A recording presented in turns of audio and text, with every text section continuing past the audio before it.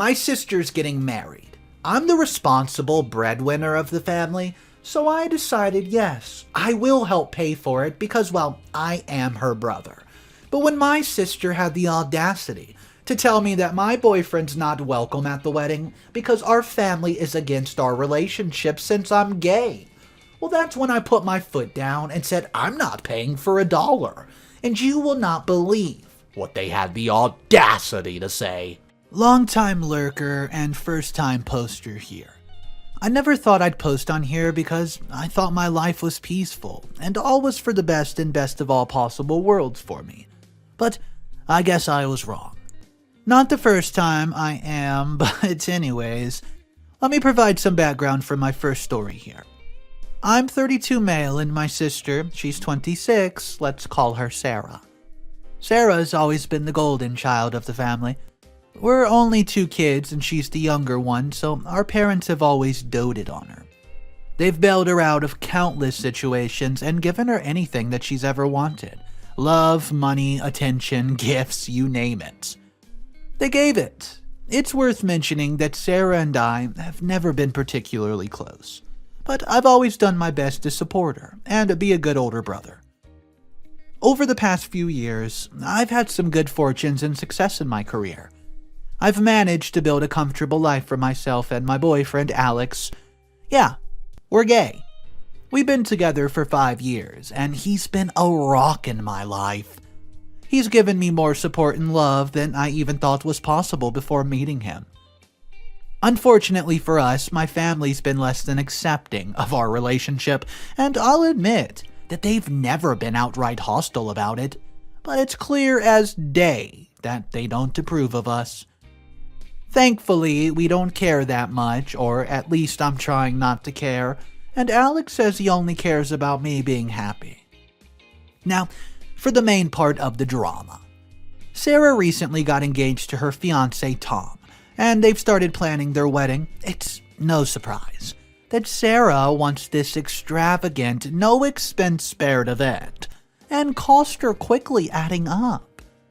Since I am the wealthiest family member, that's not to say we're poor, but kudos to me for choosing software engineering. She approached me asking if I could, quote, participate in the wedding's financial planning. Being a good older brother who wants to do his part, I asked what she needed. She listed almost the entirety of the wedding preparation. It was clear that she wanted me to pay for most of the wedding. At first, I considered it despite our differences. She is still my older sister, and I genuinely wanted her to be happy on her big day. It was a lot of money, but people don't get married 10 times in a lifetime, and I could afford it. However, things quickly took a bad turn when she made a very specific request, more like a demand, that left me a bit speechless. Sarah insisted that Alex, my boyfriend, does not come to the wedding. Although the reason seemed obvious to me, I tried to give her the benefit of the doubt and tell myself that there might have been another reason I just wasn't seeing. When I asked her why she didn't want Alex at her wedding, she claimed that she didn't want any unnecessary drama, hinting that my relationship with Alex could make some family members uncomfortable. I was shocked and disgusted that she'd even suggested such a thing. Not only is it 2023, but I am her brother. Is the opinion of some distant relative who barely remembers how the two of them are related more important than her own brother? I was furious, but I tried to remain calm and have an open conversation with her. I told her that excluding Alex from the wedding was not only hurtful to me, but also to him. I explained that I couldn't support her wedding financially if she insisted on this demand. This is where things blew up. Sarah accused me of not caring about her happiness, and said that I was trying to ruin her special day. She even went as far as saying that my, quote, lifestyle choices should not dictate how she celebrates her wedding. I did not take that well. I told her that I would not be contributing a single dollar towards the wedding if she kept that up, and she needed to reconsider her priorities if she was willing to exclude her own brother's partner from such an important event? It turned into a screaming match until she stormed out of my home, crying and calling me all sorts of names. I already did not expect that from her. Again, we might not have the best of relationships, but not the worst. But what I expected even less was the rest of the family also turning against me. Most of them have actually taken her side completely, calling me selfish, accusing me of holding my money over her head, and said that I should be willing to put my own feelings aside just for the sake of my family harmony. Only a handful of cousins, my best friend, and of course Alex has supported my decision. I really don't know what to do. I'm at a loss, really.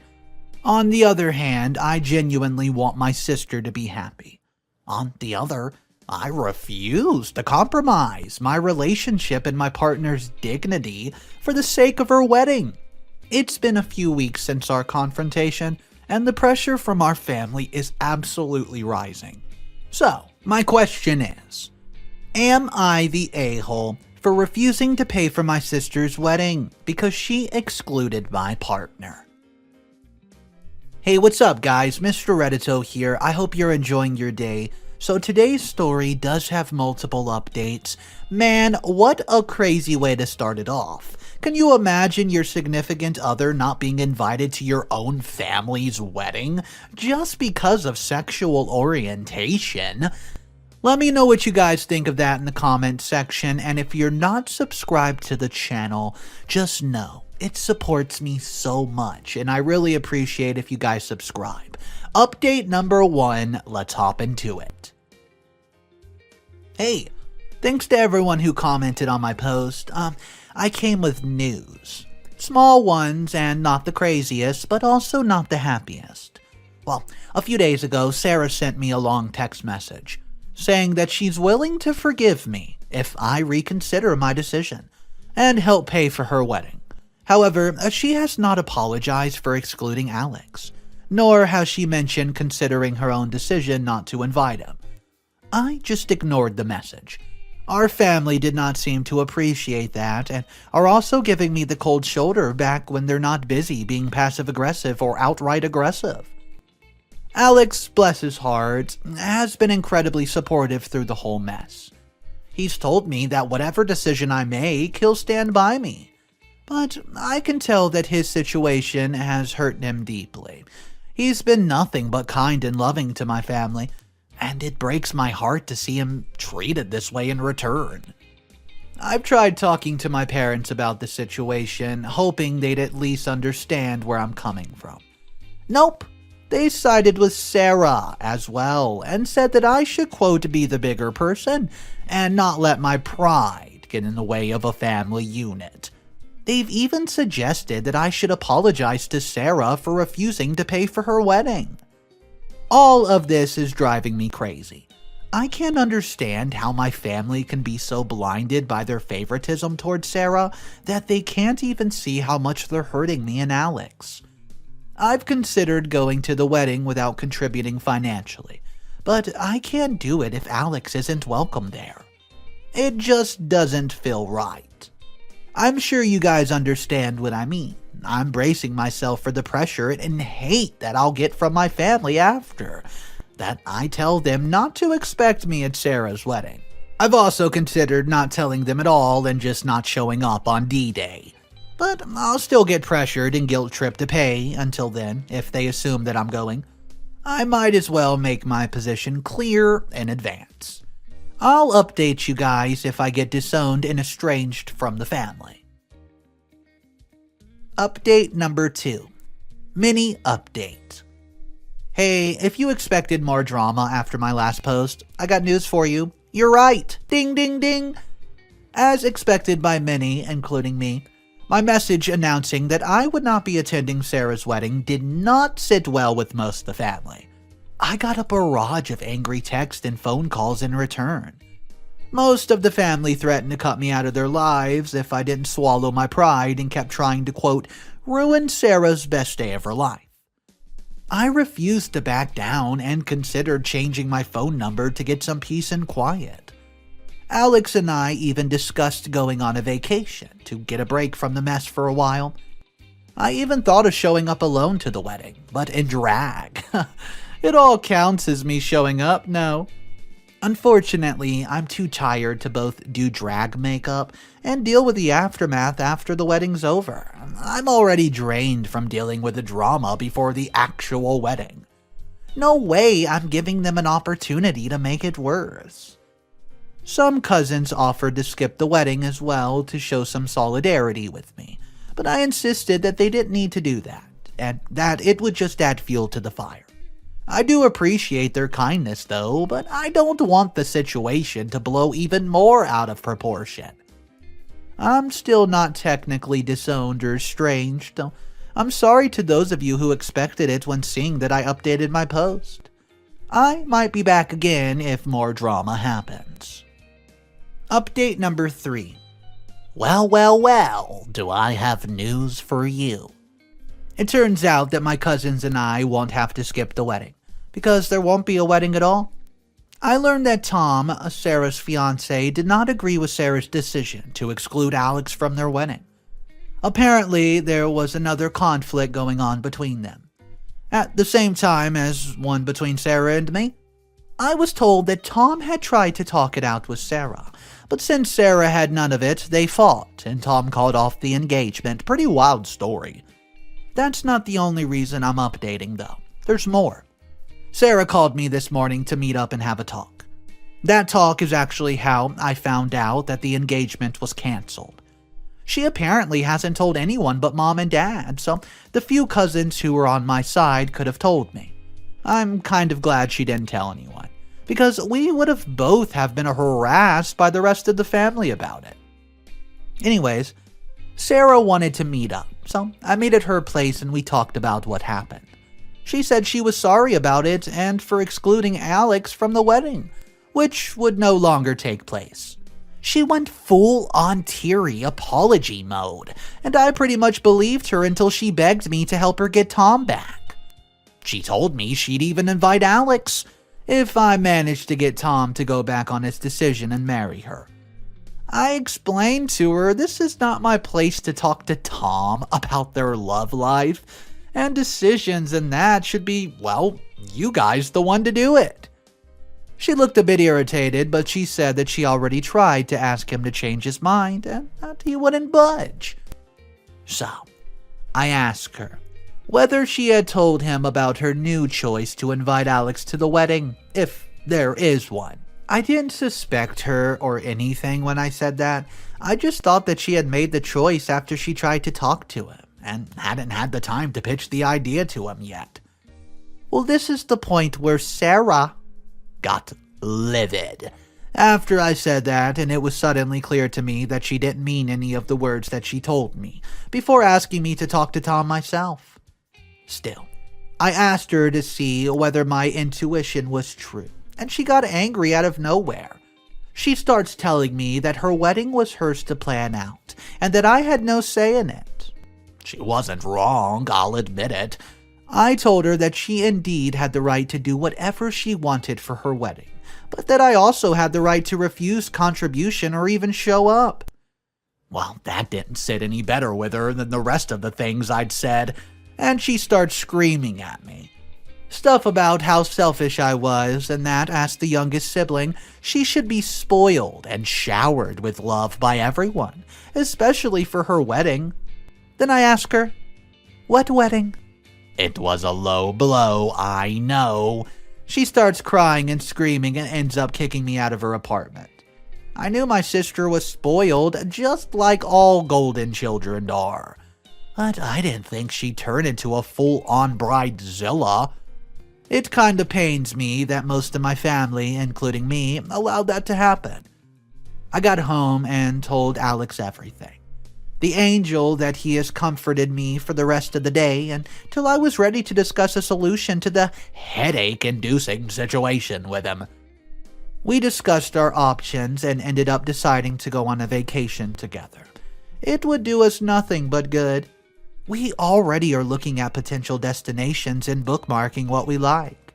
We're trying to make it happen before next week, or at least before I go completely crazy, so I might be absent for some time. I hope the whole situation will have calmed down by that time anyways, and I won't have to update you with any more crazy drama. I don't know though, you're probably enjoying this way more than I am. If someone had a suggestion of calm and relaxing places we could go, I'd be grateful. Until then, see you guys. Update 4. You won't believe what happened. So, Alex and I went on that vacation I told you about, and it was fantastic. We had a fun time and got to forget about the wedding drama for a while. I wish I could tell you more about the trip, but here I am with other news. So we get back home after our vacation and found out that the situation went from bad to worse. As in really, really worse. Apparently some family members, including my parents, finally found out about the wedding cancellation and decided to confront Tom about his decision without letting Sarah know. They wanted to surprise her by changing Tom's mind himself. Well, they confronted, and it made the confrontation unearth some crazy new information. Yeah, Tom did want Alex at the wedding, and did fight with Sarah over it. However, that was not the reason he called things off. The fight apparently got pretty nasty, and Sarah got very aggressive. I wouldn't have expected less from my baby sister after I was kicked out of her place. During their argument, Sarah got so upset that she confessed to cheating on Tom with one of their mutual friends. She even said she was pregnant with that friend's baby. Although there's still no proof of whether she was saying the truth or was just trying to be hurtful. That's what pushed Tom to break up with her and call off their engagement. In a way, I kind of feel happy to have some ground because it helped uncover Sarah's affair and avoid breaking Tom's heart after it would be late. However, I also feel worried because we now have no news of Sarah. Obviously, most of the family is blaming that on me, again, because I, quote, caused the fight, and was absent when Sarah needed me most, which caused her to disappear. I feel like we're all dangerously close to hitting rock bottom. Me, Alex, Sarah, and pretty much everyone else who's involved in this disaster. I don't know about Tom right now, but I can guess that finding out your fiancé cheated on you with your friend and got pregnant from that affair is pretty damaging to your nerves. I'm honestly exhausted. I've been trying to reach Sarah, but her phone's not even ringing. Everybody else who's tried is having the same issue. I'm getting worried like crazy. Please pray for my sister. I never wanted it to blow out of proportion to this extent. I don't know if I should blame anyone or if I'm the one to blame. Heck, I feel guilty because I'm always blaming Sarah a bit. There was no denying that she's in the wrong here, but I can't help thinking that if she weren't enabled the way she's been since birth, we wouldn't be here now. I hope she comes back and things get better. Update number 5. Final update posted by OP. I was worried I'd never get to write this update. A lot's happened since the last one, but I can let you all know how this is. It ends well. Buckle up for what might be the biggest roller coaster of emotions you've ever got to experience in this post. Y'all, it's also gonna be much longer than the previous updates. I do apologize, but a lot happened. As you already know, my sister Sarah disappeared after confessing to her affair and the resulting pregnancy during a fight with Tom, her fiancé. She hadn't shown up for literally more than 3 months after that. Deactivated her social media and her phone didn't even ring. No matter who called her. It only reached more than 3 months because I had told my family to file a police report soon, after I've learned about Sarah's disappearance, but they had none of it, saying that they didn't want to air out the family's dirty laundry for everyone to know. That's when it hit me. We're even more dysfunctional than I ever assumed. They assumed Sarah would come back on her own, like some runaway cat who will eventually get too hungry and stay in the streets. Of course, Sarah didn't come back, so they finally resorted to filing the police report after the 3 months mark. I was furious because I was seriously worried that we'd be too late at this point, and that something would have happened to my sister by then. The police searched for Sarah and found that she was safe and sound, and did not want to come back. Because of that, they couldn't share her location with us. They just told us that she was healthy and safe. Well, that was almost enough for me. Even though I had a small desire that she would come back, I was just happy that she was safe. It was not enough for my family, though. They tried to beg the police to tell them Sarah's whereabouts, even going as far as lying and pretending that Sarah has a chronic illness and did not take her medication with her. Sarah's medical records never mentioned any chronic illness, and my sister rarely even gets cold. So my family's lies didn't work. As usual, I was the black sheep in that situation. I was the one who made Sarah get upset and run away. I was the reason she didn't want to come back. I would not have been surprised if they had wanted to sacrifice me to the gods of revenge and lost relatives to get Sarah back. Now, the fact that we know Sarah was safe isn't what I meant at the beginning of this update by "it ends well." We actually ended up finding Sarah. I have a cousin who lives out of town and never shows up to family events. Only, to complain that we never make an effort to see her. Her birthday fell shortly after we got the results of the police report, and my family wanted to visit her for the occasion, so we could get our minds off of Sarah's disappearance for a short while. They wanted to make the celebration big, and I quote, "in honor of the wedding that never took place." It was also supposed to be a surprise. We decided to all pool some money to buy party essentials and a cake, and when we'd arrived at my cousin's city, this time I contributed as well. I didn't have any specific beef with that cousin and was still a bit traumatized from what happened with Sarah. Initially, Alex wasn't sure whether he would come. He definitely wanted to because he still wants to repair his relationship with my family, despite what they've done to him, but I didn't want him to just be hurt even more. We talked about it, and he ended up accepting on the condition that I'd ask my family first and they'd agree. So I called my mom, and she simply said, and I quote, "Well, it doesn't make much of a difference now, so whatever. Do what you two want." So I managed to convince Alex that meant yes. We drove to my cousin's city and bought all the necessary stuff. We got a pretty big birthday cake since we were a pretty large crowd to feed. Candles, balloons, party hats, confetti, the whole shebang. It was a weekend, so we didn't have to worry about my cousin going to work. She was a known homebody, so hardly any worries about her not being home when we rang the doorbell. When we did, we clearly heard footsteps approaching the door. They stopped. Then we only heard hushed voices, some shuffling and scrambling around, and creaking of the stairs before the door finally opened. It was my cousin, smiling brightly but talking way too nervously as she welcomed us in. She was acting much more cheerful than usual, even though she also knew about Sarah's disappearance. We celebrated until nighttime to get our minds off the event.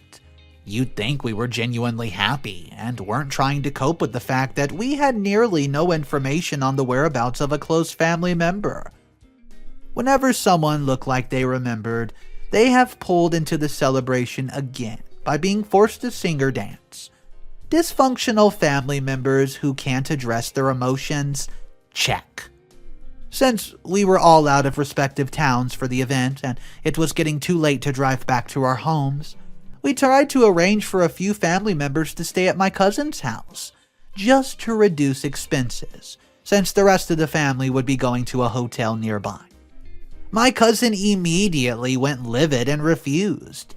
She tried to argue that her house was an absolute mess, and that she couldn't possibly let us sleep in a messy home.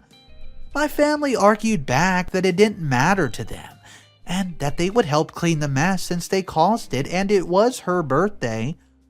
My cousin replied that she didn't want to bother them so late, and that they could get more comfort out of some nice hotel rooms. So the argument goes back and forth. for some time, slightly but progressively escalating with each side's reply. I tried to put an end to it by offering to pay for everyone's hotel room, but with my family being as stubborn and pig-headed as they have always been, they had none of it. They must have sensed that my cousin wanted to hide something, and knowing them, they refused to let go before they found out what it was. Naturally, my cousin was just as pig-headed. She's part of the family after all. Now, you know why I also would not let go when my sister refused to invite my boyfriend? Arguing turned into screaming and name-calling until we all very distinctly heard Sarah. Her voice was screaming, "Stop!" Silence, just pure silence, fell over the room. We all turned towards the stairs from where we heard the voice, and sure enough, she was standing there, panting, puffy-eyed, and with a slightly but visibly round belly. I thought I was having a fever dream for a moment. It was way too surreal to be real. Sarah had disappeared for more than 3 months. What made her suddenly reappear out of nowhere, and at our cousin's house nonetheless? It was a weird coincidence. To quote Poe, my favorite poet, "But the silence was unbroken and the stillness gave no token." We were all just staring at Sarah, and she was staring back at us until she broke down crying and started saying she's sorry. Well, somehow, even though my family was not to be the one patient and respecting someone's personal space, they did not crowd Sarah, while all asking what she was doing here. Unlike what I had expected from them, they looked like they didn't know what to do. I could tell Sarah was trying so hard to say something, but it just wasn't coming out. My mom was the one who approached her first and led her to the couch where she sat down. Mom also kicked everyone out but me, my dad, and my cousin. Obviously, since it's her house, but there was also a lot of talk about with the cousin. So, surprisingly, Alex, he looked surprised and a bit nervous that she wanted him to stay too. I was also nervous about it and worried that she would blame the situation on him. We patiently waited until my sister calmed down. We did not rush her. Well, when her sobs finally did die down, Mom told my cousin to bring Sarah some water in case her throat was dry. While that cousin went to get a glass of water, looking as nervous and guilty as I can ever remember, Mom sat down Sarah's side and just rubbed her back. They both looked like they'd aged 10 years from the stress, and I probably did as well too. Sarah drank her water, and the first thing she said was, "I'm sorry. I'm really sorry." Mom just hugged her and told her that, well, she also had her own share of responsibility for what happened. She asked Sarah to tell us what happened and what she was doing at our cousin's house. Apparently, Sarah was indeed pregnant and didn't know who the father of the baby was, between Tom and their mutual friend who she had the affair with. So, she could not face the consequences of her action, and even less handle the reaction of the family. So she tried to look for a way to leave. She remembered our cousin who lived out of town and barely kept in touch with anyone. Sarah thought if any family member could keep her safe and undercover until she figured something out, it would be that cousin. Sarah called her, and our cousin agreed to drive to our city to pick up and take her home. Sarah apparently got rid of her old phone and SIM card, got a new one so we couldn't get in touch with her. She didn't want to talk to us until she figured something out, although she then admitted that she wasn't sure whether she would ever have something figured out. She was really scared of both coming back and never coming back again. Sarah also finally properly apologized to Alex. She said it wasn't right for her to, quote, exclude a family member. Alex nearly cried when she said that, and so did I. Someone was finally welcoming him into the family, and it didn't even seem to bother my parents. In fact, they even smiled. Sarah apologized once again. Our mom and dad apologized back for not being better parents and teaching her to be a responsible and functional adult. They felt it counted as neglect because they always shut her out with gifts and love bombing, instead of addressing the real issue that she had growing up. I admit, they weren't wrong. I also apologize for not trying to step in as responsible older brother. Sure, I could not replace our parents, and it wasn't my job to do that, but I could at least have seen the red flags when I was old enough to do something about them. My cousin, who had been nervously standing in front of the couch, she also apologized to my parents for hiding Sarah in her home and keeping it a dirty, dark secret. It was more of a formal apology than a heartfelt one, but my parents accepted it anyways. We asked Sarah what she was planning to do now. She said she had absolutely no idea. After some discussion, we decided with Sarah's agreement to bring her back home before she got a paternity test to confirm the father's identity. First, we needed some rest before facing the rest of the family the next day. I didn't get a blink of sleep that night, and when the morning came, the rest of our relatives came to my cousin's house, demanding an explanation.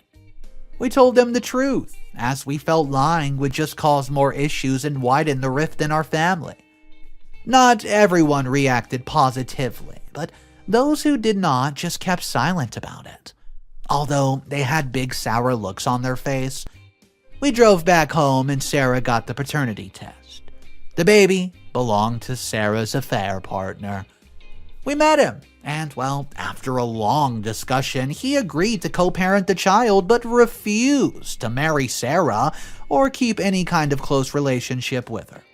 It was obvious what they had going on was not romantic, at least not on his side. It's been a couple of months since then. Sarah's still pregnant and what should be a baby girl. And the pregnancy is going so well, so far, and she's also going to therapy to unlearn her bad habits and be a good parent to her child. She doesn't want it to turn out like her. I think she's doing amazing. My parents are supporting it and even considering doing the same, so they'll be good grandparents. I'm starting to have doubts about whether I should go as well. But Alex says I'm perfect. I know, biased opinion, but I appreciate it. Of course, not all of our family approved of the whole ordeal. Some insist that Sarah marries the dude who got her pregnant. Others want her to get rid of the baby because she's still, quote, young. And a few have straight up cut contact with us. We've cut contact with the first two categories ourselves. There you have it, folks. The story of how my family's life went downhill, but is slowly getting better. I'm glad things ended well so far, and I'm just hoping this is the last you see of my updates and post. So long. What a crazy, wild ride of a story. To me, I just felt like OP was going through so much toxic abuse. Sarah was totally in the wrong for saying that her brother's boyfriend can't go there, just to appease to her and the family. And then everybody in the family decides that, hey, it's OP's fault, not Sarah's, not the girl who cheated on her fiancé, no, not her. It's definitely OP. Guys, let me know what you think about that. I think it's ridiculous, and this story was so toxic. But drop your opinions down below. Maybe you know another family that is similar to this one. Go ahead and share your experience down below. Thank you so much for joining me on today's episode. I hope you enjoyed it. Make sure you subscribe for more daily videos, and I will see you guys in the next one.